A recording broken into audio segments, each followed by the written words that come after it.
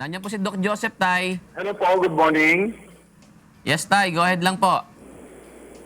Opo, itatanong ko lang po, ano po ang sintomas ng pagkakaroon ng prostate cancer? Okay, Tatay Rene, ang mga sintomas kasi ng pagkakaroon ng prostate cancer ay kasi kahalintulad sa yung paglaki ng iyong prostata o sinasabi nating BPH or enlargement ng prostate. Pero ang kaibahan lang, may karagdagan tayong hematuria o yung sinasabi nating umiihi ng dugo.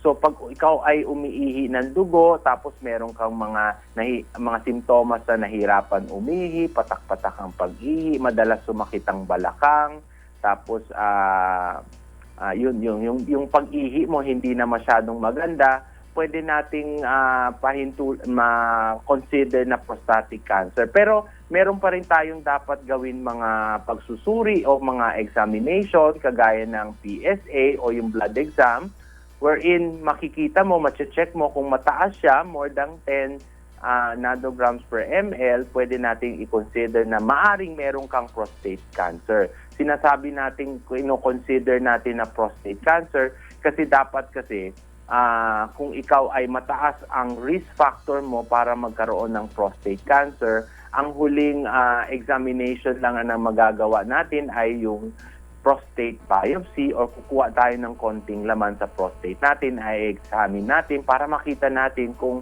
ano ang histopathological diagnosis.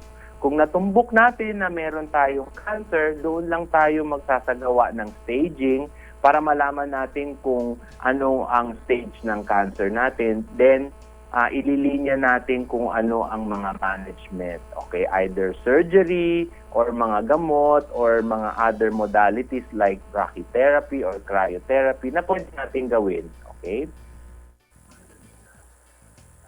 Opo, opo. Okay po. Maraming salamat po sa Diyos, Doc.